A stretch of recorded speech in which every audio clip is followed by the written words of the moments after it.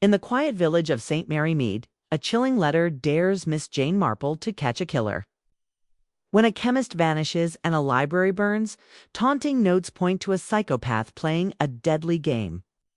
With a poison vial, a scratched lock, and her sharp mind, Miss Marple sets cunning traps, rumors, and whispers that flush out Vincent, a charming murderer with a syringe aimed at her.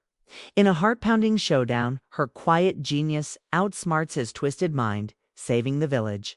Who wins? Watch Miss Marple prove no killer can hide from her. Chapter 1. The chilling letter. The sun climbed slowly over St. Mary Mead, painting the sky with soft pinks and warm golds. Its light slipped through the lace curtains of Miss Jane Marple's cottage, dancing across the wooden floorboards and the knitted blanket draped over her armchair. Sue sat by the window, a delicate teacup cradled in her hands, her sharp blue eyes watching the village wake up.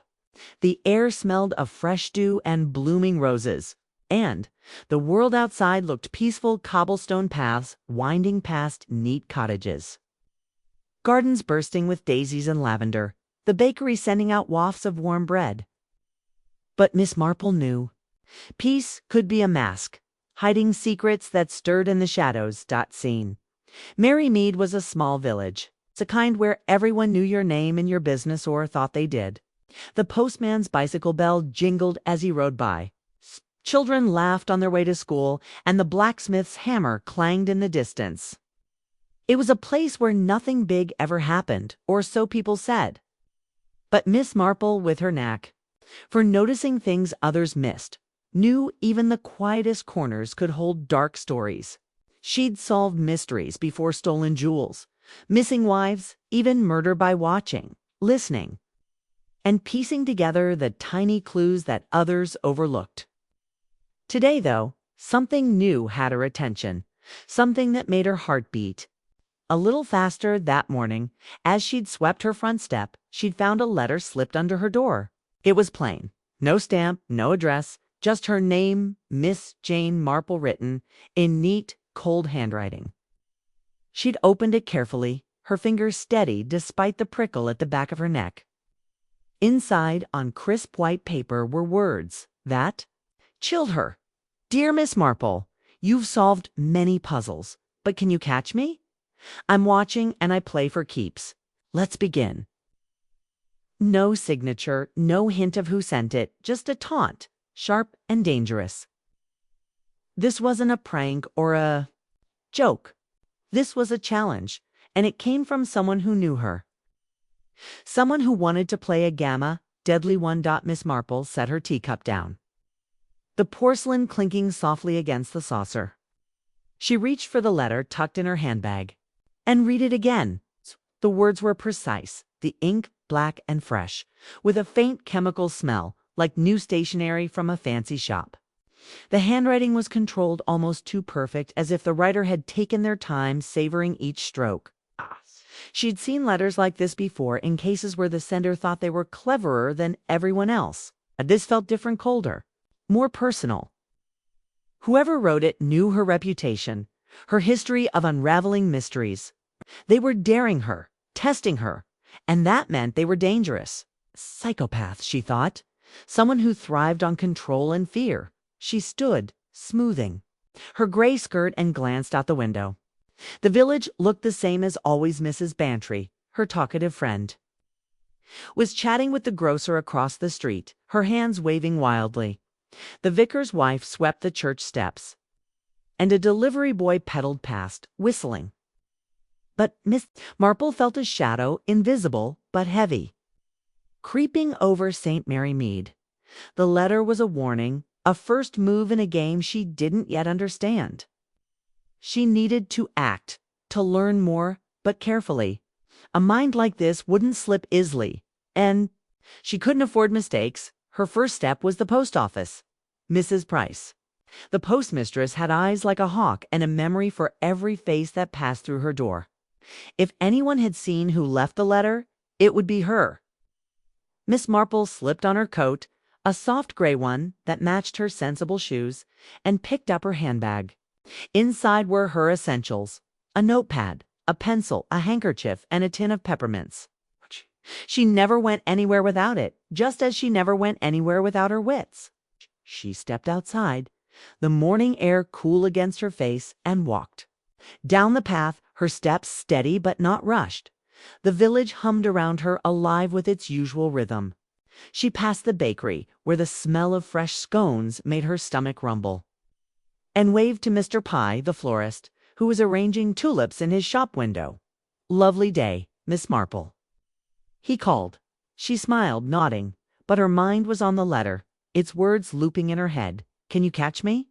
She passed the vicarage, where children played in the yard, and the butcher's shop, where two women whispered about a neighbor's new hat. Everything seemed normal, but Miss Marple knew normal could hide trouble.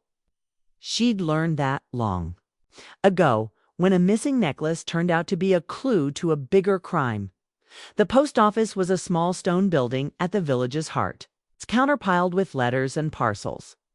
Mrs. Price stood behind it, her gray hair pinned tight, her eyes sharp as she sorted mail. She looked up as Miss Marple entered, her face breaking into a smile. "Morning, Jane. What brings you here so early?" Miss Marple returned the smile, but her voice was serious. "Bit of a puzzle, Mrs. Price.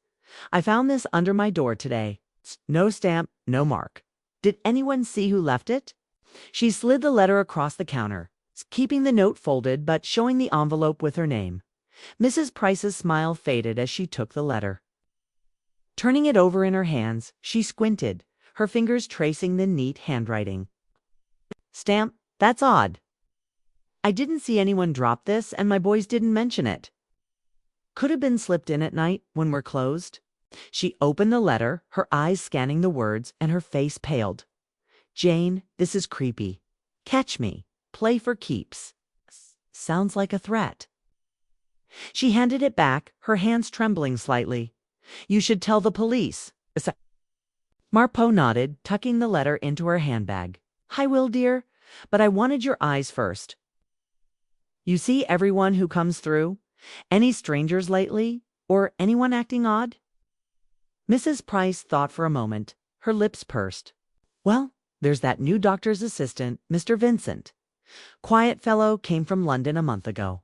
Always polite, but cold somehow. And old Mr. Harrow, the chemist, was in yesterday, looking nervous, asking if I'd seen anyone watching his shop. I thought he was just jumpy, but now—" She trailed off, her eyes meeting Miss Marple's. Miss Marple's heart quickened, but her face stayed calm. Mr. Harrow's nerves and this Mr. Vincent were threads, thin but worth pulling. "Thank you, Mrs. Price," she said, patting the counter. "Keep your eyes open, won't you? And don't tell anyone about this. Not yet." Mrs. Price nodded, her face serious, and Miss Marple left, her mind buzzing. The letter was personal, meant for her, but it might tie to the village. Harrow's fear was a clue, and Vincent, the newcomer, was a question mark. She needed to learn more, but quietly, so the writer didn't know she was playing their game. Back at her cottage, she settled into her armchair, her knitting in her lap. The needles clicked as she thought, her hands moving automatically while her mind worked. She read the letter again, studying every detail. The paper was high quality, the kind sold in cities, not the village shop. The ink was black, with that chemical smell, maybe from a fountain pen. The handwriting was disciplined, no flourishes, no mistakes. Whoever wrote it was careful, controlled, and proud of it. A psychopath, she thought again, someone who loved the thrill of outsmarting others. They'd chosen her because she was a challenge, a mind worth testing. That meant they were close, watching her. Maybe even someone she'd met. She thought about St. Mary Mead, its people, its secrets. The village was small, but it held plenty of stories, grudges, debts, hidden loves. Most were harmless, but a mind like this could twist anything into danger. Was it Vincent, the new assistant with his cold eyes? Or someone else, hiding behind a familiar face? She remembered cases from years ago, a charming vicar who stole a shy maid, who poisoned. People weren't always what they seemed, and Miss Marple knew how to look beneath the surface. Her eyes drifted to her garden where her roses bloomed in neat rows. She loved her garden, not just for its beauty, but for its lessons. Plants were like people. They grew, they hid their roots, and sometimes they choked each other out if you didn't watch closely. This letter was a root, buried deep, and she'd dig it up. But she had to be careful. A psychopath played for keeps, and one wrong move could cost her or someone else. Dearly she stood, crossing to the telephone. She'd call Inspector Craddock, not to alarm him, but to plant a seed. He was a good man, young and sharp, but he trusted evidence over instinct, and her instincts were all she had for now. She dialed the station, her voice warm when he answered. "Inspector, it's Jane Marple. Had a strange letter, nothing serious, but I thought you should know. Could you keep an eye on the village, especially around Mr. Harrow's shop? He's been jumpy, I hear." Craddock sounded curious, but not worried. "A letter, Miss Marple. Anything I should see?" She smiled, keeping it light. "Just an odd note, dear. I'll show you later. For now, just watch, please." He promised to send a constable, and she hung up, satisfied. She sat back down, her knitting needles clicking again. The letter lay on the table, its words taunting her. "Can you catch me?" She felt a quiet thrill, the same one she'd felt in every case. This was a game, and she was a player, not a pawn. The psychopath thought they were the hunter, but Miss Marple knew how to turn the tables. She'd watch the village, listen to its whispers, and follow the clues the letter's ink. Harrow's fear, Vincent's cold smile. She'd spread her own whispers, maybe through Mrs. Bantry, to shake the killer's confidence. They wanted her to play, and she would, but on her terms. Outside, the village settled into the morning, the sun climbing higher, the air warming. Mrs. Bantry was still talking to the grocer, her voice carrying on the breeze. The postman waved as he passed, and a sparrow chirped in the hedge. St. Mary Mead looked like a picture postcard. But Miss Marple saw the cracks, the nervous glances, the hushed voices. The psychopath was out there, hiding in plain sight. There. Game just beginning. She tucked the letter into her handbag, her mind clear. She'd faced danger before and won, not with strength but with cunning. This time would be no different. The chilling letter was a challenge, and Miss Marple was ready to answer it one careful step at a time. Chapter 2. The first move. The afternoon sun hung over St. Mary Mead, casting warm light across the village's cobblestone paths and flower-filled gardens. Miss Jane Marple walked back from the post office, her gray coat blending with the soft shadows, her handbag swinging gently at her side. The chilling letter she'd found that morning, "Can you catch me? I'm watching, and I play for keeps," burned in her mind. It's neat. Cold handwriting, a taunt from a dangerous mind. Mrs. Price's words about Mr. Harrow's nerves and the mysterious Mr. Vincent echoed too. Thin threads in a web she was starting to weave. The village looked peaceful, children laughed. The bakery's warm scent drifted. Sparrows chirped, but Miss Marple felt the prickle of danger. A shadow hiding beneath the everyday. As she neared her cottage, the village's rhythm broke. A small crowd gathered outside Mr. Harrow's chemist shop, their voices buzzing with worry. Miss Marple quickened her pace, her sharp blue eyes scanning the scene. The shop's green door was locked, its closed sign crooked. And a knot of villagers, Mrs. Bantry, the grocer, and young Tim, Harrow's assistant, stood, whispering.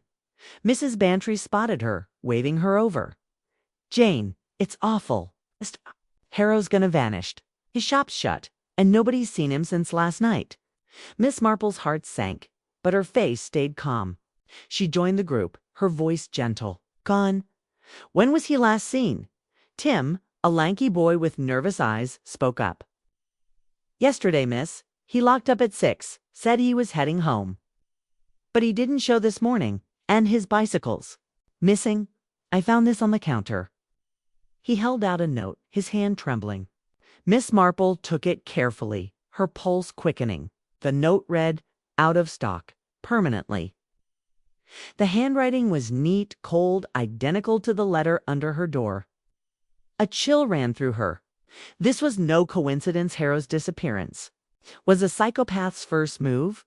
She studied the note, noting its crisp paper, the same black ink with a faint chemical smell. The words were a taunt, like her letter, meant to scare and gloat.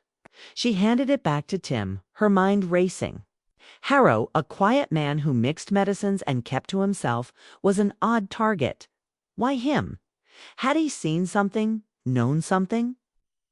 Mrs. Price's mention of his jumpiness, saying someone was following him, flashed in her mind. The psychopath was targeting the village and her, picking off a harmless man to shake her resolve.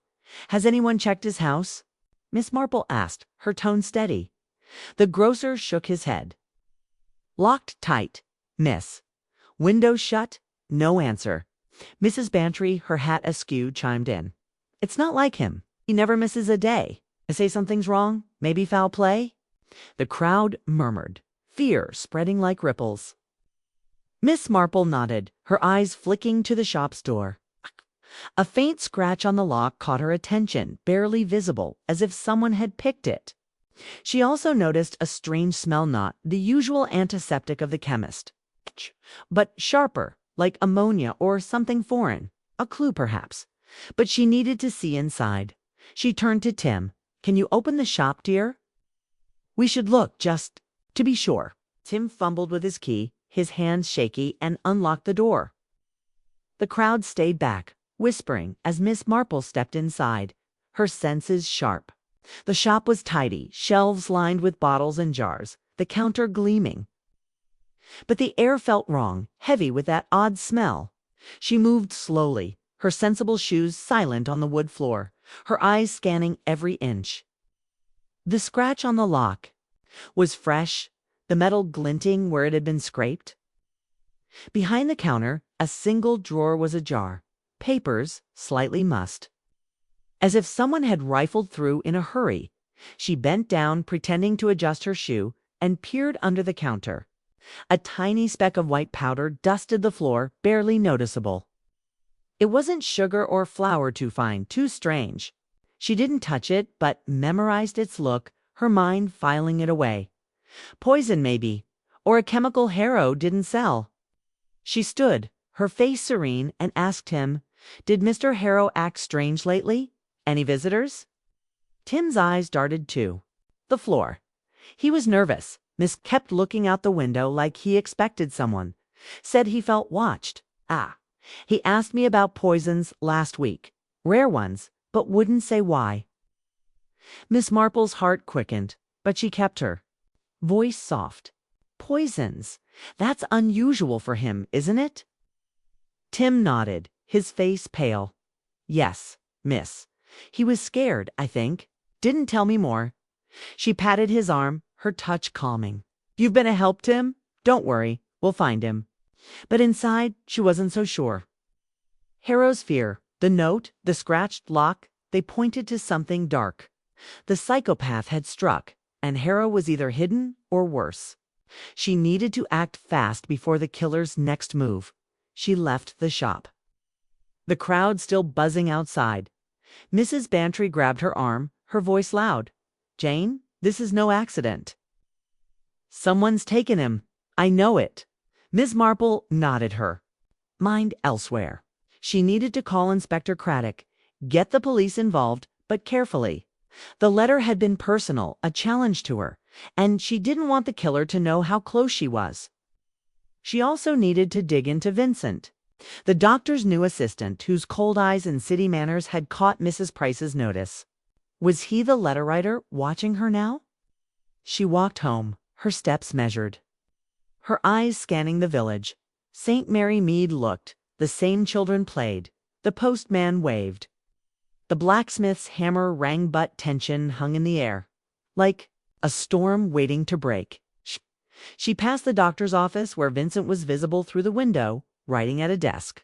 He glanced up, his gaze meeting hers for a split second, and she felt a chill. His face was handsome, his smile polite, but his eyes were empty like a mask. She nodded, moving on, but her gut told her he was worth watching. At her cottage, she settled into her armchair, her knitting in her lap. The needles clicked as she thought, her hands steady while her mind raced. She pulled the letter from her handbag, comparing it to the note Tim had shown her. The handwriting was identical, precise, controlled with that faint ink smell. The psychopath was bold, leaving clues to taunt her, but bold meant careless. They thought they were untouchable, and that was their weakness. She'd use it, turn their game against them. Her thoughts turned to Harrow. He was a quiet man, not rich or powerful, but he dealt in chemicals, medicines, maybe poisons. Had he stumbled onto something dangerous? Tim's mention of rare poisons stuck with her? Was the killer planning to use one? Or had Harrow known? Too much. The white powder under the counter nagged at her, a clue she couldn't place yet. And the scratched lock someone had broken in, maybe to take Harrow or leave the note. The ammonia-like smell was another piece, odd for a chemist shop. She needed to know more about Harrow's last days, his visitors, his fears.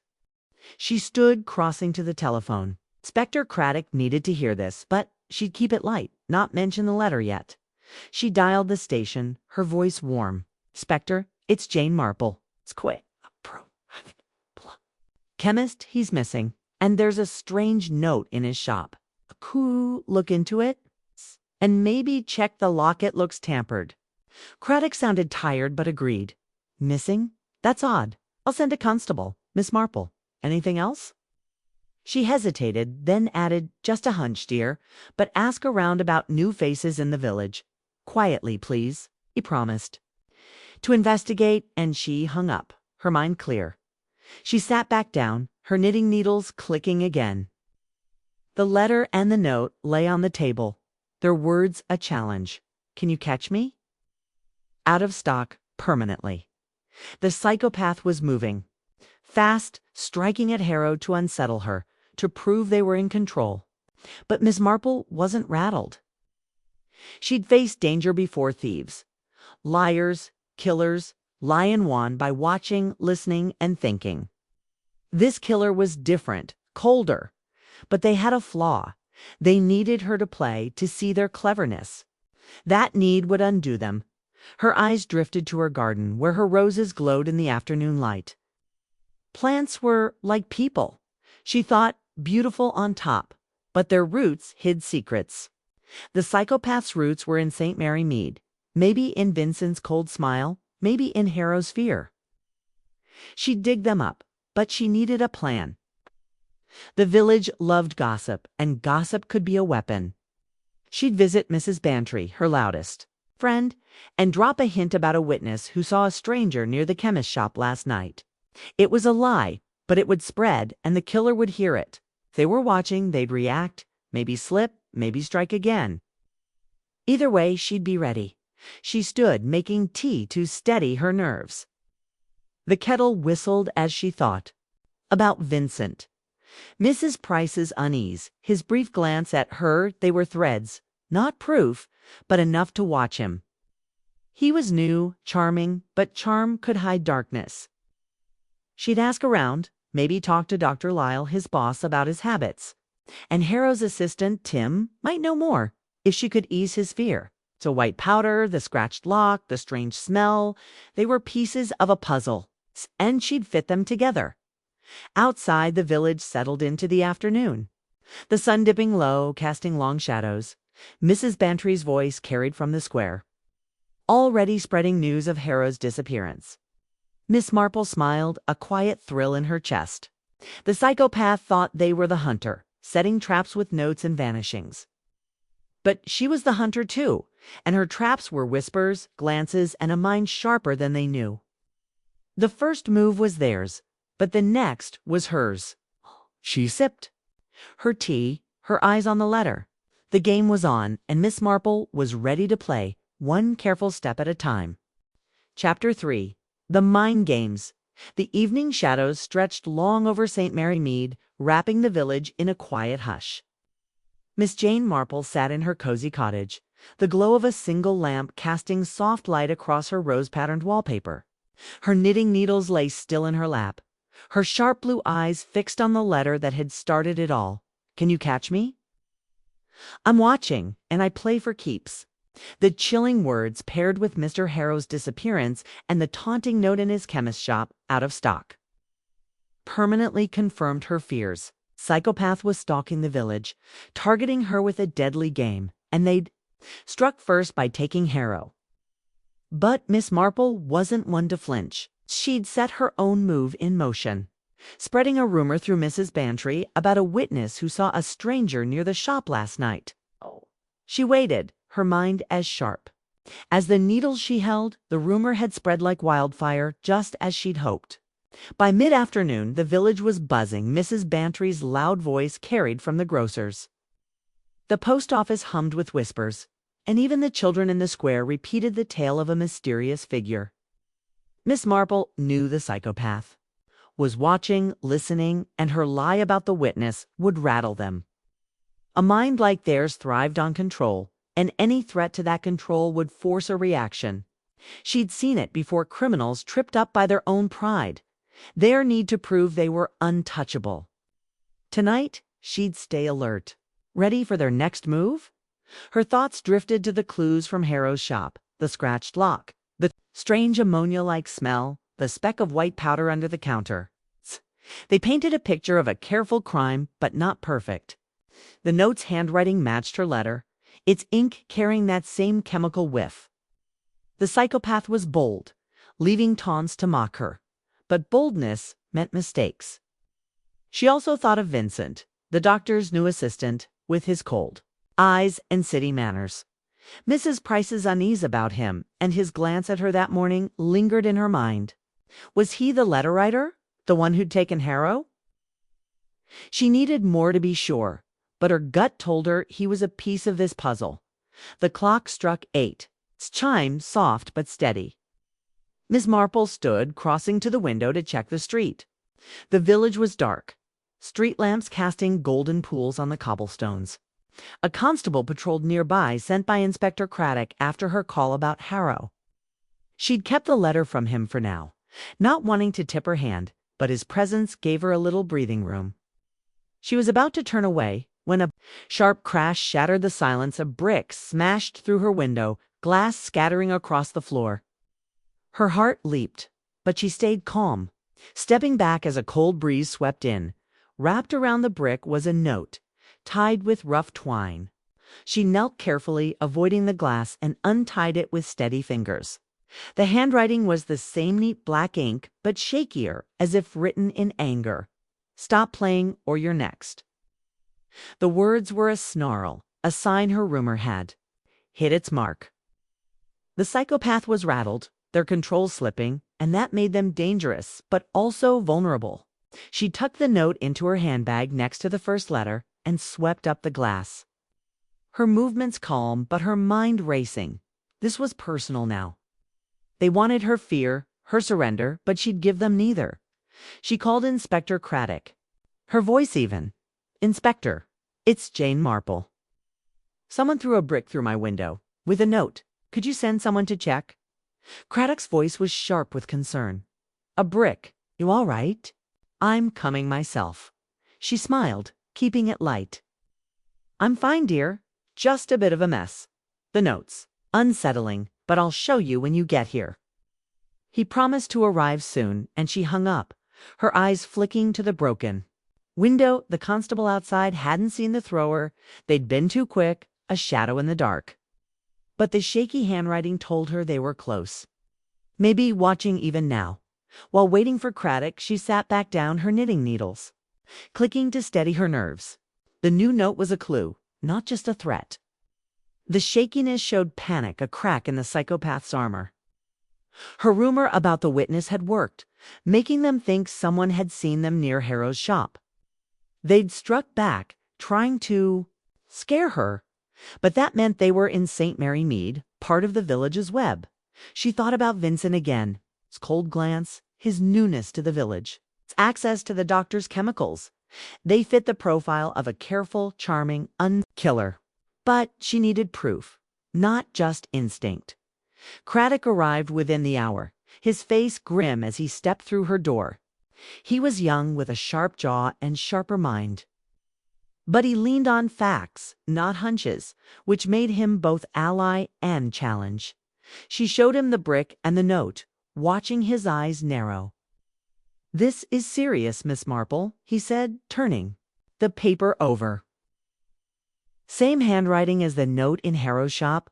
I'd bet you think it's connected." She nodded, her face serene. "I do, Inspector. And I think whoever wrote it is behind Harrow's disappearance. There, playing a game, trying to scare us." Craddock frowned, pocketing the note. "A game sounds like a nutcase. We're searching for Harrow, checking his house, his shop, even the woods. But this," he tapped the brick, "this is personal. You're a target. I'm posting a constable. Here, round the clock." Miss Marple smiled, patting his arm.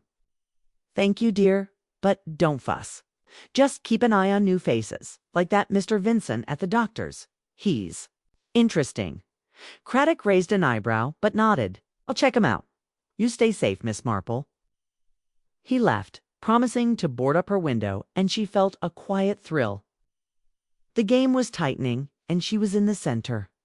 The next morning, the village was on edge, the broken window and Harrow's absence fueling gossip. Miss Marple walked to the village hall where Harrow's friends had gathered to share memories and worries. The hall was a simple building with wooden beams and long tables, now filled with villagers sipping tea and whispering. She moved among them, her gray coat blending in, her ears open. Mrs. Bantry was there, her voice loud as she recounted the witness rumor, adding her own flourishes. "I heard it was a tall man skulking by the shop," she said, and Miss Marple hid a smile. The rumor was doing its job, growing wilder by the hour. She sat near Dr. Lyle, the village doctor, a kind man with tired eyes. "Such a shock about Harrow," she said, her voice soft. "Did he seem worried lately?" Lyle sighed, stirring his tea. "He was jumpy, Jane. Came to me last week asking about rare poisons, tetrodotoxin, of all things. Said he'd met someone curious about them, but wouldn't say who. I thought he was just curious himself." Miss Marple's heart quickened, but her face stayed calm. Tetrodotoxin was deadly, hard to trace, the kind a psychopath might use. Was Harrow's someone the killer, or a trap to mislead her? She glanced across the room where Vincent stood, serving tea with a polite smile. He was in his 30s, handsome with dark hair and a smooth voice, but his eyes were cold, like a pond in winter. He caught her looking, and his smile widened, but it didn't reach his eyes. She nodded, turning back to Lyle, but her mind was on Vincent. His charm, his newness, his access to chemicals, they fit too well. And that glance, like he was sizing her up, felt like the letter's writer watching her. She needed to know more, but directly confronting him was risky. A mind like his would see through it. Instead, she chatted with others, gathering scraps. The grocer mentioned Harrow buying extra locks for his shop, a sign of fear. The vicar's wife said she'd seen a stranger near the chemist last week, tall with a city coat, but couldn't describe him. Each piece was small, but Miss Marple's mind wove them together. Harrow had been scared, asking about poisons, locking his shop tight.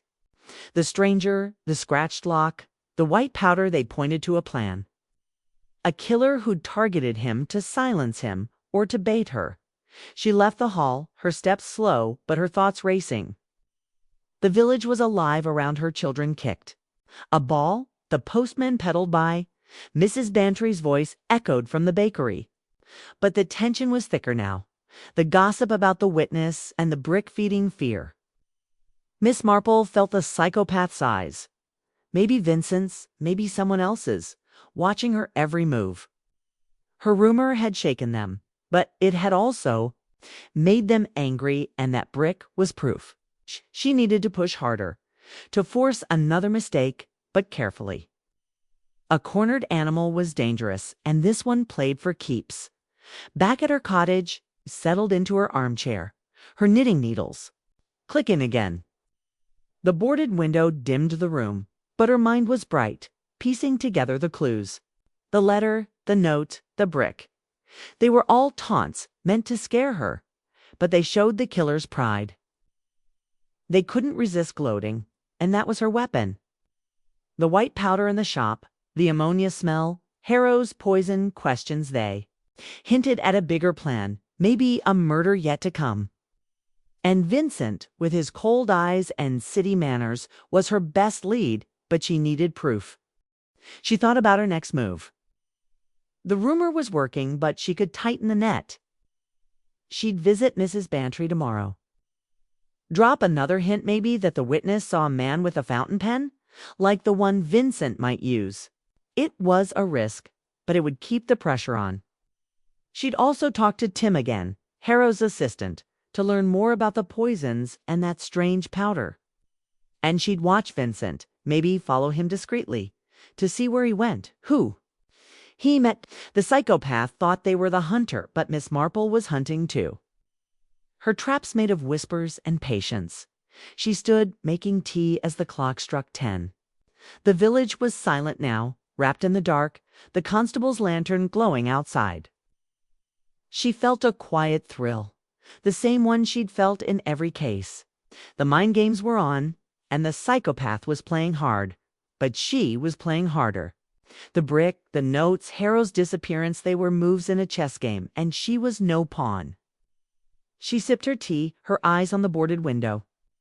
The killer was out there, their twisted minds spinning, but Miss Marple's mind was sharper, and she'd catch them one careful step at a time. Chapter 4. The second strike. The morning sun rose over St. Mary Mead, its golden light softening the village's cobblestone paths and blooming gardens. Miss Jane Marple sat in her cottage, sipping tea, her sharp blue eyes scanning the street. Through a new window, replaced after the brick-throwing incident the night before. The boarded-up hole was gone, but the memory of the note stopped playing. "Or you're next" lingered. Shaky handwriting a sign, her rumor about a witness had rattled the psychopath. Mr. Harrow's disappearance, the taunting notes, and the clues from his chemist shop, the scratched lock. The ammonia smell, the white powder pointed to a dangerous mind playing a deadly game with her.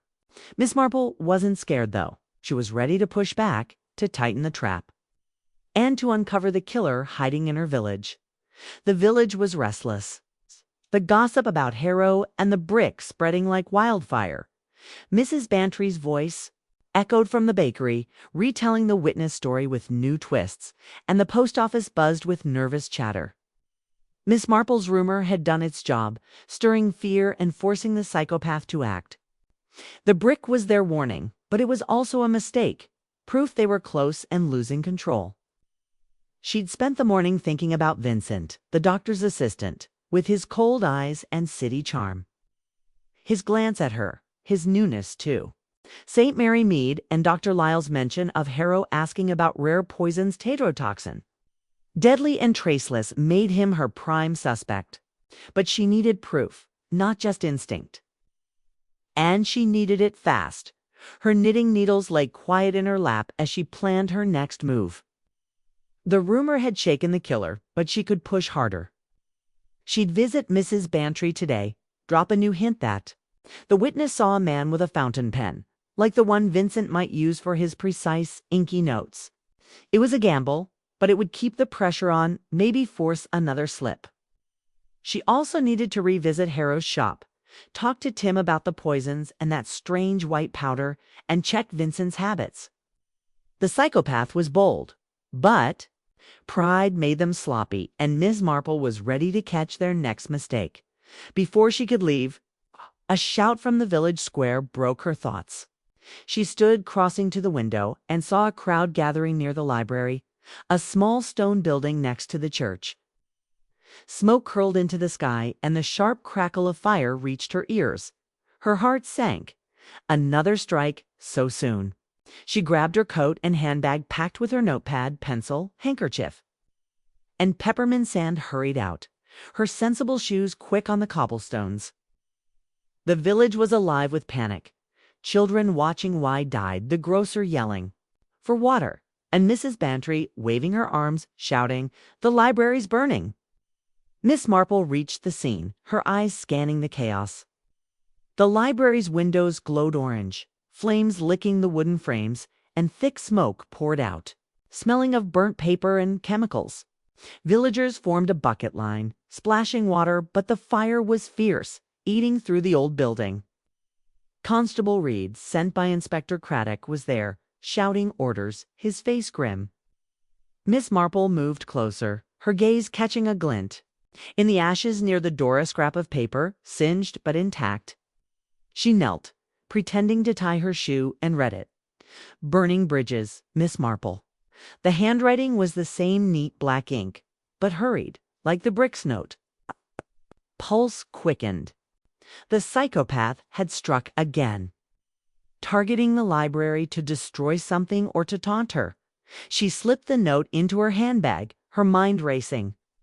The library held old records, village archives, and books Harrow had been researching, according to Tim. Was the killer burning evidence something Harrow had found? The chemical smell and the smoke, sharp like the one in the shop, wasn't just paper, was deliberate, maybe an accelerant. She stood, her face calm, and approached Reed. "Constable, this isn't an accident," she said softly. "Note in the ashes, it's no coincidence." Reed frowned, peering at the paper she showed him. "Another one, Miss Marple? This is getting ugly. I'll call the inspector." She nodded, her eyes flicking to the crowd, searching for Vincent. He was there, near the back, his face unreadable, helping pass buckets. His sleeves were rolled up, his hands wet, but his eyes met hers for a moment, cold and steady. She felt a chill, but kept her expression kind, nodding as if she hadn't noticed. Vincent was too calm, to present, like he wanted to be seen. Was he the arsonist, covering his tracks, or just a bystander? She needed to know, but confronting him now would tip her hand. Instead, she moved through the crowd, listening to the chatter, picking up scraps of information. Mrs. Bantry grabbed her arm, her hat askew. "Jane, this is no accident. First Harrow, now the library, someone's out to ruin us." Miss Marple patted her hand, her voice soothing. "We'll sort it out, dear. Did you see anyone near the library this morning?" Mrs. Bantry's eyes widened. "Well, I saw that Vincent fellow walking by at dawn, looking shifty. But he's always so polite, isn't he?" Miss Marple's heart quickened, but she smiled. "Maybe, dear. Keep that to yourself for now." The seed was planted, Mrs. Bantry would spread it. Adding to the pressure on Vincent, the fire was under control by noon. The library a smoldering ruin, its books and records reduced to ash. Miss Marple stayed, helping clear debris, her eyes scanning for more clues.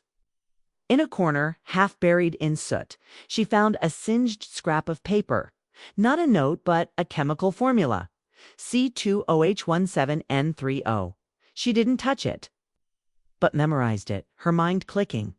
Tetrodotoxin, the poison Harrow had asked about, matched the formula. Was this what he'd been researching? What the killer wanted gone? She left it for the police, knowing Craddock would need hard evidence. But the find confirmed her fears. The psychopath was planning something deadly, and the fire was to cover their tracks.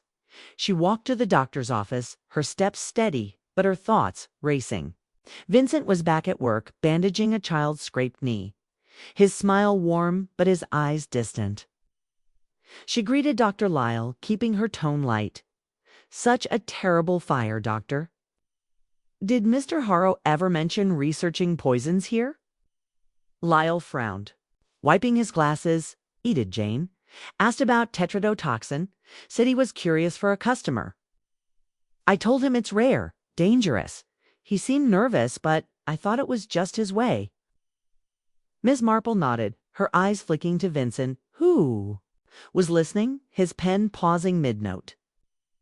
It was a fountain pen, expensive, with black ink glinting on its nib. Her pulse jumped, but she kept her face serene. "Mr. Vincent," she said, turning to him, "you're new here. Must be a shock. All this trouble?" He smiled, smooth as glass. "It is, Miss Marple. I came for a quiet life, but this village has surprises." His voice was polite, but his eyes were sharp, like he was testing her. She smiled back, her mind noting the pen, the ink, the way he watched her. "Indeed it does," she said, and left her heart pounding. The pen was a clue, tying him to the notes, but it wasn't enough. She needed to push him further, to make him act. Back at her cottage, settled into her armchair, her knitting needles clicking as she thought. The fire, the note, the formula, they were the psychopath's second strike, bold and destructive. They'd burned the library to hide Harrow's research, maybe evidence of their plan with tetrodotoxin. The chemical smell in the smoke matched the shop's ammonia whiff, suggesting an accelerant, something Vincent could access as a doctor's assistant. And his pen, that glinting nibbit, was too perfect, too close to the note's ink. He was her suspect, but she needed him to slip to reveal his hand. She stood making tea to clear her mind. The clock struck 3, the village quieter now, the fire's chaos fading. She thought about her rumor, how it had led to the brick, and decided to double down. She'd visit Mrs. Bantry, drop the fountain pen hint, and let the village's gossip do its work. She also needed to talk to Tim again, ask about the white powder and Harrow's poison questions. And she'd call Craddock, nudge him toward Vincent without accusing him outright. The psychopath was playing a game, but so was she. And her moves were whispers, glances, and patience. She walked to Mrs. Bantry's house, a tidy cottage with a riot of roses. Mrs. Bantry was in her garden, clipping flowers, her face lighting. Up at the sight of Miss Marple. "Jane, what a mess this fire is. And that brick, aren't you scared?" Miss Marple smiled, sitting on a bench. "Not scared, dear, just curious. I heard the witness saw a man near the shop, carrying a fountain. Pen of all things. Odd, isn't it?" Mrs. Bantry's eyes widened, her shears pausing. "A fountain pen. That specific. I'll bet it's that Vincent T's always writing with one so polished." Miss Marple nodded, her tone light. "Maybe, dear." "Don't spread it too far, though." She knew Mrs. Bantry would tell everyone, and that was the point. Back home, she called Craddock, her voice calm. "Spectre, that fire was no accident. It's a note in the ashes, same handwriting as the others. And I found a formulator row toxin, I think. Could you check Mr. Vincent's background? He's new, and Harrow was asking about poisons." Craddock sounded skeptical, but agreed. "You're stirring things up, Miss Marple. I'll look into it, but stay safe." She hung up, her mind clear. The trap was tightening, and Vincent would feel it. That night, she stayed up, her cottage dark, her knitting needles quiet. She'd set a new trap, telling Mrs. Bantry she'd found a key clue in the library ashes, hoping to lure the killer.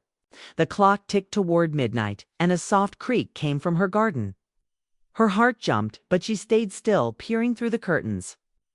A shadow moved near the roses, tall and silent, then vanished. She gripped her knitting needle, ready. But they were gone. The psychopath was close, watching, and her rumor had them on edge. She smiled, a quiet thrill in her chest. The second strike had failed to scare her, and the mind games were hers to win, one careful step at a time. Chapter 5. The cat and mouse. The dawn light crept over St. Mary Mead, bathing the village in a soft glow of pink and gold. Miss Jane Marple sat by her cottage window, a teacup cooling in her hands, her sharp blue eyes watching the cobblestone paths come alive. The psychopath's game was escalating first, the chilling letter. Then Mr. Harrow's disappearance, the brick through her window, and now the library fire, all tied by taunting notes in neat, inky handwriting. Her rumors about a witness, and a fountain pen had rattled the killer, forcing mistakes. And last night's shadow in her garden proved they were close, watching her every move. Miss Marple wasn't scared. She was ready, her mind a web of clues to dotoxin, the white powder. Vincent's cold eyes waiting to snare the psychopath. The village was tense. The fire's ashes still smoldering, the gossip about Harrow. and the witness swirling like smoke. Miss Marple's latest rumor spread through Mrs. Bantry about a key clue in the library ashes. Was a deliberate poke meant to push the killer into action. She suspected Vincent, the doctor's assistant, with his smooth charm and fountain pen, but suspicion wasn't proof. The scratched lock at Harrow's shop, the ammonia smell. The tetrodotoxin formula, they pointed to a calculated plan. And Vincent fit the profile of a psychopath who thrived on control. Today, she'd tighten the trap, follow him, and force his hand, all while keeping her calm, grandmotherly mask. She set her teacup down, her knitting needles quiet in her lap, and reviewed the clues. The letter, "Can you catch me?" The notes out of stock, permanently, "Stop playing," or "Your next burning bridges, Miss Marple," were taunts, proof the killer needed her to play their game. The white powder in the shop, the chemical smell in the fire. And Harrow's questions about tetrodotoxin suggested poison, a murder yet to come. Vincent's pen, his glance, his access to chemicals, they were threads, but she needed a knot to tie them. Last night's shadow in her garden was a sign he was cracking, and she'd push him further, make him slip. She stood, slipping on her gray coat, her handbag packed with notepad, pencil, handkerchief, and peppermints. Her first stop was Inspector Craddock, to nudge him toward Vincent without revealing too much. She walked to the police station. The village waking around her children ran to school. The baker's boy pedaled by, and Mrs. Bantry's voice carried from the grocer's, spreading the fountain pen rumor. The air smelled of dew and bread, but tension hung heavy, like a storm brewing. At the station, Craddock was at his desk, his face tired but sharp. "Morning, Miss Marple," he said. "That fire note's got me worried. Same handwriting as the others. You on to something?" She smiled, her voice soft. "It's just a hunch, Inspector. I think Mr. Vincent's worth a look. He's new, handles chemicals, and Harrow was asking about poisons. Could you check his background?" Quietly, Craddock frowned, jotting a note. "Vincent, he seems harmless, but I'll dig. We're searching for Harrow, checking the woods. His shop. That tetrodotoxin formula you mentioned, it's nasty stuff. You think it's connected?" She nodded, keeping it vague. "Possibly, dear. And keep an eye on the village, someone's watching." He promised to investigate, and she left her heart steady. Craddock was on the move, and she'd planted another seed. Next, she followed Vincent discreetly to see where he went. She'd noticed him leaving the doctor's office at odd hours, and her gut told her he was hiding something. To the village square, where the library's blackened ruins drew a small crowd. Vincent was there talking to Dr. Lyle, his smile polite but his eyes scanning the faces. She stayed back, blending with the villagers, her gray coat unremarkable. When Vincent left, heading toward the edge of town, she followed, keeping her distance, her steps silent on the grass. The village gave way to narrow lanes, lined with hedges, and Vincent's pace quickened. As if he sensed her, he stopped at a quiet crossroads, where a man in a dark coat waited, his face shadowed by a hat. Miss Marple hid behind a tree, her breath slow, her eyes sharp. Vincent handed the man a small vial, glinting in the sunlight, and they spoke in low voices, too soft to hear. The man pocketed the vial and left, disappearing into the lanes, while Vincent turned back toward the village. Miss Marple's heart raced. The vial poison, maybe tetrodotoxin, was a clue, tying Vincent to Harrow's questions and the library fire. She didn't follow the stranger. Vincent was her target, and he was slipping. She returned to the village, her mind buzzing. The vial. The secret meeting. Vincent's cold eyes, they were pieces falling into place. She needed to push him further, make him act before he could use the poison. Back at her cottage, she called Mrs. Bantry, her voice warm but deliberate. "Dolly, I've heard something odd. The witness claims they saw a man with a fountain pen and a vial near the shop. Strange, isn't it?" Mrs. Bantry gasped, her voice eager. "A vial? That's Vincent, I bet." "I'll tell everyone, Jane," Miss Marple smiled, hanging up. The rumor would spread and Vincent would feel the heat. That afternoon, she visited Harrow's shop, hoping Tim could shed light on the white powder and poisons. The shop was open, Tim behind the counter, his face pale and jumpy. "Miss Marple," he said, his voice low. "The police were here asking about Mr. Harrow. I'm scared." She patted his hand, her touch calming. "We'll find him, dear. Tell me, did Mr. Harrow keep any rare chemicals? Maybe a white powder?" Tim's eyes widened.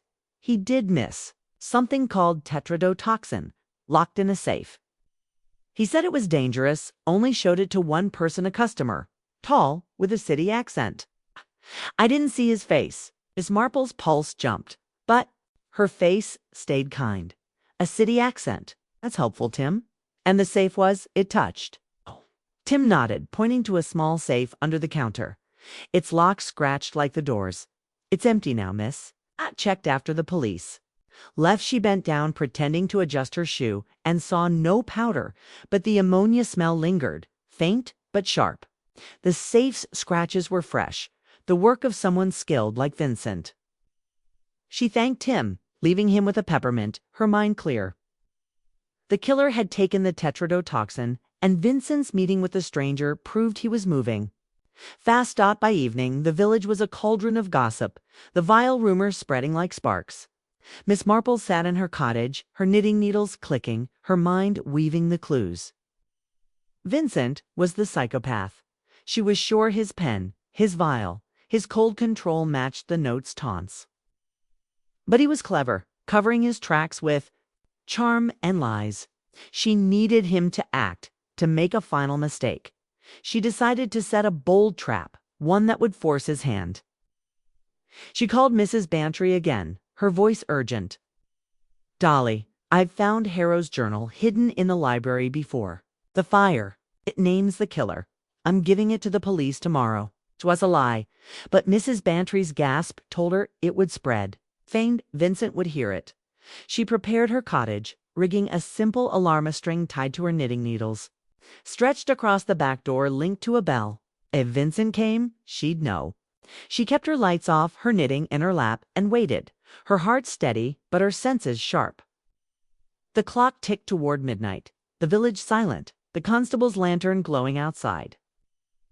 At 12:30, the bell jingled, soft, but clear. Her pulse leaped, but she stayed still, gripping a knitting needle, her eyes on the door. A shadow moved outside, tall and silent, trying to lock. The door creaked and Vincent stepped in, his face pale in the moonlight. A syringe glinting in his hand, Miss Marple stood, her voice calm but firm. "Mr. Vincent, why are you here?" He froze, his eyes narrowing, the syringe steady. "You're clever, Miss Marple," he hissed, his charm gone. "Harrow was nosy, digging into my past. I took care of him, and now you're next." His voice was cold, a psychopath's glee breaking through. She kept her eyes on his, her needle ready. "You killed him for asking questions?" she asked. "Buying time," he sneered, stepping closer. "He found my trail murders in London, Manchester, all perfect, all mine. You were my challenge, the great Miss Marple. You lose." The bell's jingle had alerted the constable, and footsteps pounded outside. Miss Marple smiled, her voice soft. "You needed me to play, Vincent. That was your mistake." He lunged, syringe raised, but she sidestepped, her small frame quick. The door burst open, Craddock and two constables rushing in, their lanterns blinding. Vincent cursed, dropping the syringe, his face twisting with rage. "You'll never hold me," he spat.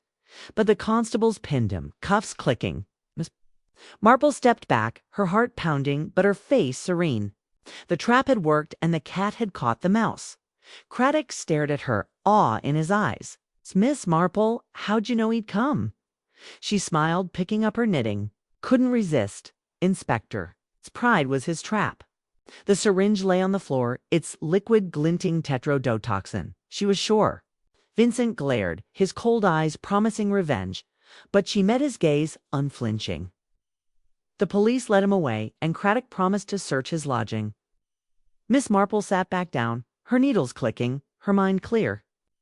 The game wasn't over, heroes. Fate was unknown, and Vincent's secrets were deep, but she'd won this round. And the psychopath's twisted mind was no match for her quiet cunning. Chapter 6. The final trap. The midnight air hung heavy over St. Mary Mead. The village, wrapped in silence, broken only by the distant bark of a dog. Miss Jane Marple stood in her darkened cottage, her heart still racing from the confrontation with Vincent, the psychopath who'd invaded her home with a syringe of tetrodotoxin. His cold confession admitting to killing Mr. Harrow and a string of murders across cities a code in her mind. His sneering voice a chilling reminder of the twisted mind she'd faced. Inspector Craddock and his constables had hauled Vincent away, his wrists cuffed, his eyes burning with rage. But Miss Marple knew the game wasn't over. Harrow's fate was still a mystery, and Vincent's secrets ran deep. She'd set the final trap, but she needed to tie every thread tetrodotoxin. The notes, the white powder before the village could rest. She sat in her armchair, her knitting needles quiet, the faint glow of a lamp casting shadows on her rose-patterned walls. The syringe lay on the floor where Vincent had dropped it, its liquid glinting in the light, a deadly promise of tetrodotoxin. Her rigged alarm, a string tied to her needles, linked to a bell, had saved her, alerting the constable and Craddock to Vincent's break-in. Her rumor about finding Harrow's journal naming the killer had pushed Vincent to act, proving his guilt, but it also proved his desperation. He was a psychopath, driven by pride and the thrill of outsmarting her. And that pride had led him straight into her trap. Craddock returned after an hour, his face grim but relieved. "Miss Marple, you're a wonder," he said, stepping inside. Vincent's locked up, ranting about being untouchable. "We found the syringe, it's tetrodotoxin, like you thought." "How'd you know he'd come?" She smiled, her voice soft. "He needed to win, Inspector. I gave him a chance to try, and he took it." Craddock shook his head, marveling. "We're searching his lodging now, looking for Harrow or any trace. That note from the library fire, the brick, they all match his handwriting. But we need to know what happened to Harrow." Miss Marple nodded, her eyes sharp. "Check for chemicals, Inspector. White powder, ammonia, smells, anything odd." "And?" "Ask Vincent about a stranger he met, a man in a dark coat." "I saw them exchange a vial." Craddock's eyes widened. "You saw that? Why didn't you say?" She patted his arm, her tone gentle. "I needed him to act first, dear." "Oh, you have. Him and the rest will follow." Craddock promised to dig deeper and left, leaving a constable outside her door. Miss Marple sat back, her mind racing. Vincent was caught, but Harrow's disappearance, the library fire, and the stranger with the vial were loose ends she needed. To tie dot, she thought about the clues, piecing them together like her knitting. The letter, "Can you catch me?" had started it, followed by Harrow's vanishing, the note in his shop, the brick, and the library fire's taunt. Each was Vincent's move, designed to scare her, to prove his cleverness. The white powder. In the shop, the ammonia smell, the tetrodotoxin formula, they pointed to poison, a plan to kill again.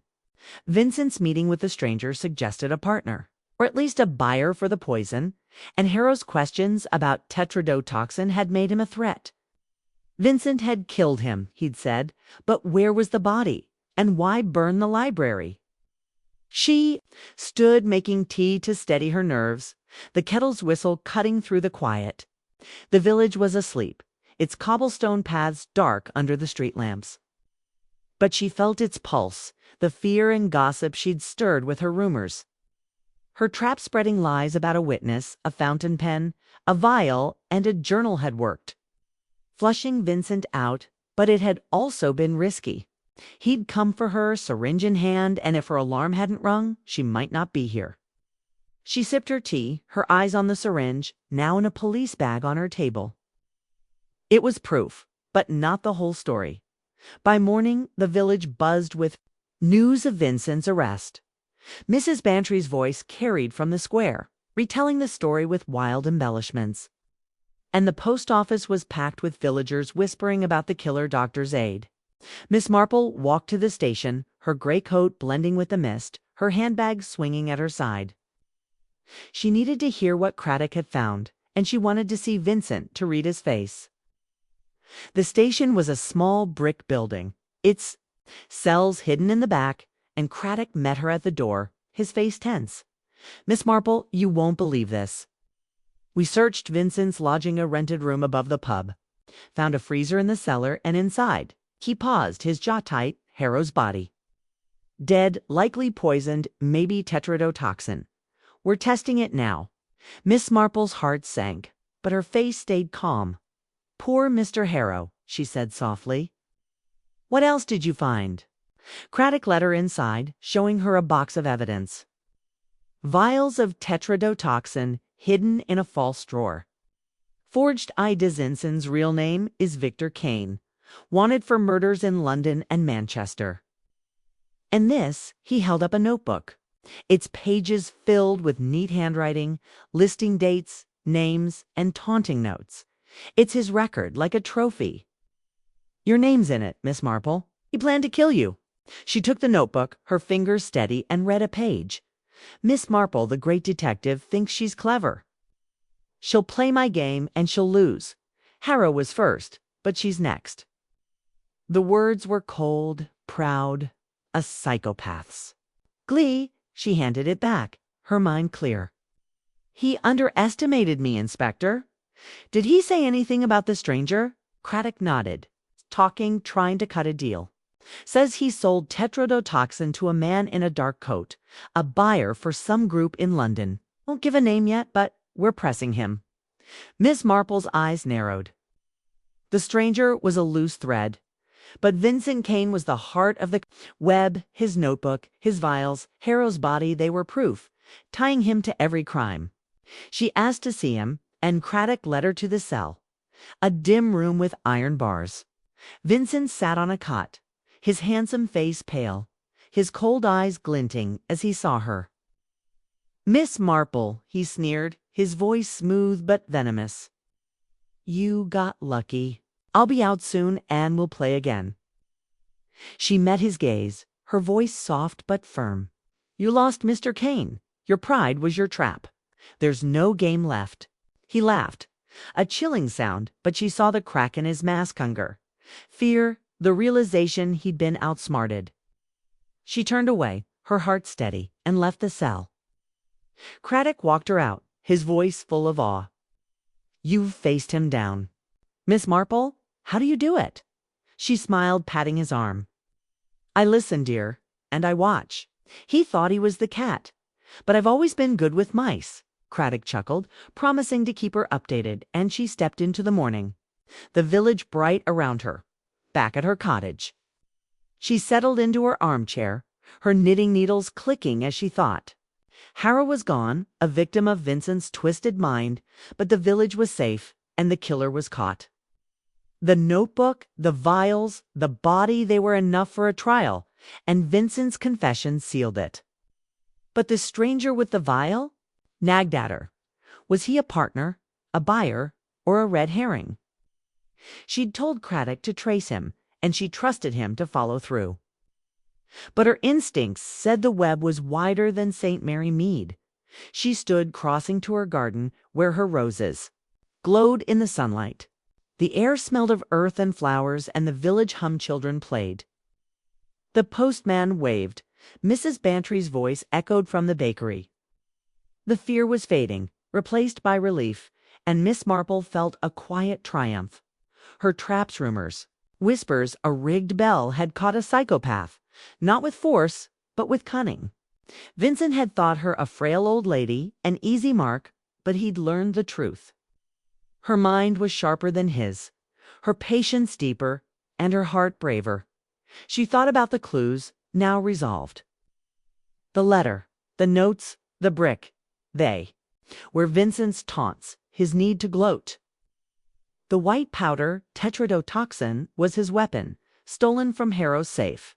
The ammonia smell in the shop and the fire was his accelerant, masking his crimes. The library fire burned Harrow's research, hiding his discovery of Vincent's past. And Harrow, poor man, had died for asking questions, his body hidden until Miss Marple's trap forced Vincent to act. Every piece fit, a puzzle she'd solved in days. But the stranger with the vial lingered, a shadow she couldn't quite grasp. She sat back down, her knitting needles clicking, the rhythm soothing her mind. The village was hers again, its secrets, safe under her watchful eye. She'd visit Mrs. Bantry tomorrow, thank her for spreading the rumors, and check on Tim, who'd lost his mentor. She'd also nudge Craddock about the stranger, make sure he didn't slip away. Vincent was caught, but psychopaths had networks, and she'd stay vigilant. The clock struck noon. The village settling into the day, its rhythm steady once more. Miss Marple sipped her tea, her eyes on the roses outside. The final trap had worked, and Vincent's twisted mind had met its match. She'd won, not with noise or strength, but with whispers, patience, and a heart that never flinched. The game was nearly over, but she'd keep watching, her mind ready for any shadow that dared to creep back into St. Mary Mead. Chapter 7. The village restored, the morning sun climbed over St. Mary Mead, its golden rays spilling across cobblestone paths and blooming gardens, washing the village in a warm, hopeful glow. Miss Jane Marple sat in her cottage garden, a teacup, cradled in her hands, her sharp blue eyes watching the world stir. The roses around her bloomed bright, their petals soft against the green, and the air smelled of dew and fresh bread from the bakery. The village was healing, its rhythm returning, like a heartbeat after a storm. Vincent, the psychopath who'd taunted her with letters, killed Mr. Harrow, burned the library, and invaded her home with a syringe of tetrodotoxin, was behind bars. Traps, rumors, whispers, and a rigged bell had caught him, proving her quiet cunning was sharper than his twisted mind. But Miss Marple's work wasn't done. Loose threads the stranger with the vial, Harrow's fear, the village's scars needed tying. And she'd see it through, one careful step at a time. The past week had been a whirlwind. Vincent's arrest, his confession to Harrow's murder, and a trail of killings across London and Manchester, shaken St. Mary Mead. Inspector Craddock's search of Vincent's lodging uncovered Harrow's body in a freezer. Vials of tetrodotoxin, forged IDs, and a notebook listing his crimes, with Miss Marple's name as his final target. The chilling letter, "Can you catch me?" and the taunting notes, "Out of stock. Permanently. Stop playing or you're next." Burning bridges, Miss Marple, or his trophies, proof of a psychopath's pride. Her rumors about a witness, a fountain pen, a vial, and a hidden journal had pushed him to act, leading to his downfall. But the stranger Vincent met, exchanging a vial of poison, lingered in her mind, a shadow she couldn't ignore. She set her teacup down, her knitting needles resting on a garden table. Their rhythm paused as she thought. The village was buzzing with relief, the news of Vincent's capture spreading like sunlight. Mrs. Bantry's loud voice carried from the square, retelling the story with wild flair, and the post office hummed with villagers swapping tales of the killer doctor's aid. Miss Marple smiled, a quiet thrill in her chest. She'd turned the village's gossip into a weapon, using its whispers to trap a killer. But she needed to ensure St. Mary Mead's peace was whole, to heal its wounds and guard against any lingering threats. Her first task was to visit Craddock, to learn what he'd uncovered about the stranger and Vincent's past. She slipped on her gray coat, her handbag packed with notepad, pencil, handkerchief, and peppermints, and walked to the police station. The village was alive around her. Children kicked a ball, the postman waved, the blacksmith's hammer rang. The fear that had gripped St. Mary Mead was fading, replaced by chatter and laughter. But Miss Marple felt the weight of Harrow's loss. A quiet man who died for asking questions. She passed the library's blackened ruins, its stones still smelling of smoke, and the chemist shop now shuttered, its closed sign a silent memorial. At the station, Craddock was at his desk, papers scattered. His face tired but satisfied. "Miss Marple," he said, standing. "You're the hero of the hour. The whole village is talking about you." She waved it off, her smile gentle. "Nonsense, Inspector. I just listened." "What have you found about Vincent, or should I say, Victor Kane?" Craddock pulled out a file, his voice serious. "He's a piece of work. Real name Victor Kane, wanted for 6 murders in London and Manchester, all poisoned, all with taunting notes. He used aliases, charmed his way into towns, then struck. St. Mary Mead was his latest game, and you were his prize." Miss Marple nodded, her eyes sharp. "And the stranger he met, the man with the vial." Craddock frowned, flipping pages. "Kane's talking, but he's cagey. Says the man was a buyer, part of a black market ring in London, dealing in rare poisons. Won't give a name. Claims he didn't know it. We're tracing the vial's source, but it's slow. Kane says he sold tetrodotoxin to fund his escape. After he dealt with you," he paused, meeting her gaze. "You were lucky, Miss Marple." She smiled, her voice soft. "Not luck, dear. Planning."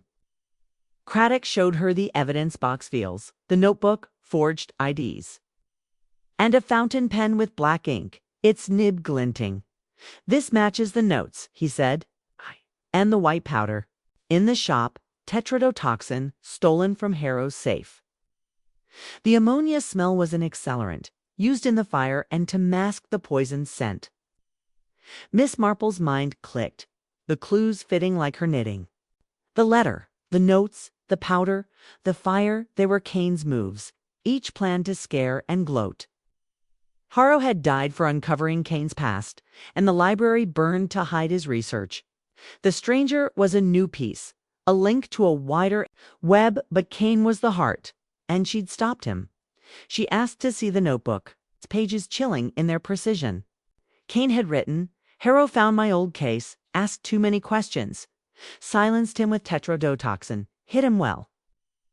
Miss Marple's next she thinks she's clever, but I'm the master." The words were cold, a psychopath's pride, but they confirmed her trap's success. She handed it back, her voice steady. "He was wrong, Inspector. Keep pressing him about the stranger. There may be others." Craddock nodded, promising to follow up, and she left, her mind clear but not. At rest. Her next stop was Mrs. Bantry, to thank her for spreading the rumors that flushed Kane out. She walked to her friend's cottage, its garden a riot of roses, and found Mrs. Bantry clipping flowers, her hat crooked as always. "Jane," she cried, rushing over.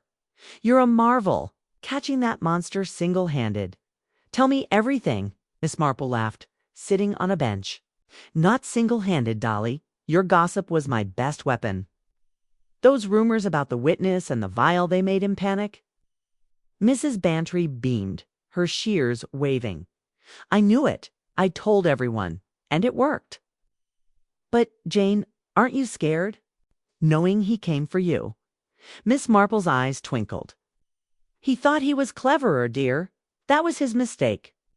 She shared just enough to satisfy Mrs. Bantry's curiosity, keeping the stranger's vial quiet. As she left, she felt a warmth. Mrs. Bantry's loud voice had been her megaphone, turning the village's chatter into a net. But she also felt a pang for Harrow, whose shop stood empty, and for Tim, his assistant, now jobless and grieving. She visited Tim next, at his mother's cottage near the church. He was in the yard, stacking wood, his face pale but less jumpy. "Miss Marple," he said, setting down an axe, "they say you caught the killer. Is it true?" She nodded, her voice kind. "It's true, Tim. I'm sorry about Mr. Harrow. You helped, telling me about the powder in the safe." Tim's eyes filled, but he stood taller. "He was good to me, miss. Said I could be a chemist someday. Did he suffer?" Miss Marple touched his arm, her voice soft. "No, dear. It was quick. You'll honor him by keeping on." She gave him a peppermint, her heart heavy but her words steady, and left, knowing Tim would heal, given time. Back at her cottage, she settled into her armchair, her knitting needles clicking as she thought. The village was safe, its peace returning like spring after frost. Cain was in custody, his trial looming, his notebook and vials enough to lock him away. The letter, the notes, the brick, the fire, they were his weapons, turned against him by her rumors and traps. The white powder, tetrodotoxin, was his poison, stolen from Harrow's safe. The ammonia smell, in the shop and the fire, was his cover, now exposed. Harrow had died for digging into Cain's past, and the library burned. To hide his findings, every clue fit, a puzzle solved in days. But the stranger with the vial nagged at her. She stood, crossing to her garden, the roses glowing in the afternoon light. The village hum children laughed. The postman pedaled by. Mrs. Bantry's voice echoed from the grocer's. The fear was gone, replaced by a quiet pride in their Miss Marple, who'd outsmarted a killer. She thought about Cain's notebook, his chilling words about her, and his final sneer in the cell. "We'll play again." He was wrong. There was no game left, not for him. But the stranger, the black market buyer, was a shadow she couldn't shake. She'd call Craddock tomorrow, nudge him to trace the vial's path, to ensure no one else came for St. Mary Mead. She sat back down, her needles clicking, the rhythm soothing her mind. The village was hers again, its secrets safe under her watchful eye. She'd faced a psychopath's twisted mind and won. Not with strength, but with whispers, patience, and a heart that never flinched. Harrow's death was a wound, but the village would heal, and she'd helped it. She thought about Tim, Mrs. Bantry, even Craddock, all part of her web, their voices and fears woven into her victory. The stranger was a question, but for now, St. Mary Mead was whole, its peace restored. The clock struck 6. The village settling into evening, the sky turning purple. Miss Marple sipped her tea, her eyes on the roses. The final trap had caught Vincent, and his mind, brilliant but cruel, had crumbled under her quiet cunning. She'd won, and the village was safe, its heartbeat strong. She glanced at her letterbox, half expecting another note, but it was empty. The game was over, and Miss Marple, the unassuming old lady, had triumphed. Her mind sharper than any killer's, her village hers to protect, always.